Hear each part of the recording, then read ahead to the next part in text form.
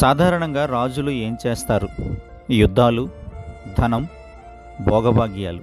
కానీ బైబిల్లో రాజులకు కొన్ని నియమాలు ఉన్నాయి. 100 డేస్ బైబిల్ కంప్లీషన్లో భాగంగా 17వ రోజు చదవలసిన పరిశుద్ధ గ్రంథ భాగము ద్వితీయోపదేశకాండము 12వ అధ్యాయం నుంచి 26వ అధ్యాయం వరకు. అన్యజనుల మాదిరిగా కాకుండా తనకు ఒకే ఆరాధనా స్థలం ఉండాలని దేవుడు తన ప్రజలైన ఇశ్రాయేలీయులకు తెలియచేశాడు. తన ప్రజల ఆరోగ్యం మరియు వారి పవిత్రత కోసం వారు ఏమి తినకూడదో స్పష్టంగా తెలియచేశాడు.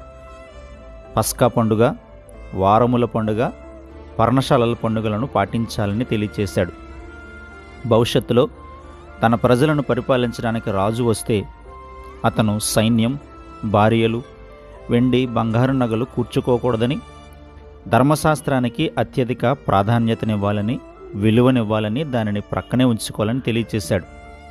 మోషే ద్వారా ఒక గొప్ప ప్రవచనం, నా వంటి ఒక ప్రవక్తను దేవుడు మీ మధ్యలో పుట్టిస్తాడని, ఆయన మాట మీరు వినాలని తెలియచేశాడు. ఇది స్పష్టంగా యేసుక్రీస్తు ప్రభుల వారి గురించినటువంటి ప్రవచనం.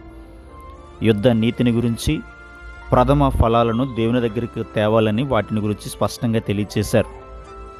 రేపటితో ద్వితీయోపదేశకాండం ముగింపు జరుగుతుంది. ఆశీర్వాదాలు, శాపాలు, మోషే మరణం మొదలైన వాటి గురించి తెలుసుకుందాం. మీరు బైబిల్ చదువుతున్నారా? చదువుతున్నట్లయితే ఆమెన్ అని కామెంట్ చేయండి. దేవుని కృప మనకు తోడుగా ఉండునుగాక. Thank you.